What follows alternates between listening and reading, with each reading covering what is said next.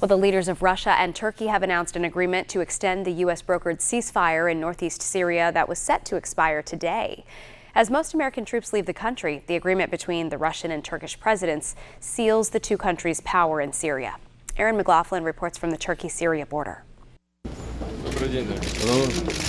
Russian President Putin and Turkish President Erdogan sat down and cut a deal today, deciding the fate of this region, what will happen to northeastern Syria. This after the Kurdish SDF forces sent a letter to the Trump administration notifying the administration that it had successfully withdrawn all Kurdish fighters from the so-called safe zone as brokered in the ceasefire agreement between Turkey and the United States. But there were key questions about the areas of land outside of that 75-mile stretch that were being patrolled by Russian and Syrian forces, but were of concern to Turkey. And it's in that context that President Erdogan sat down with President Putin and figured this out, essentially calling for the withdrawal or mandating the withdrawal of SDF forces from remaining parts of the border. Meanwhile, U.S. troops continue to withdraw from the region. Today, U.S. Defense Secretary clarifying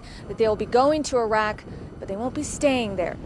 The aim isn't to stay in Iraq interminably. The aim is to pour soldiers out and eventually get them back home. And as the United States draws down its presence here in the region, it's really not lost on anyone that the future of this conflict, what happens next, is being determined in Sochi, not in Damascus or Washington, D.C.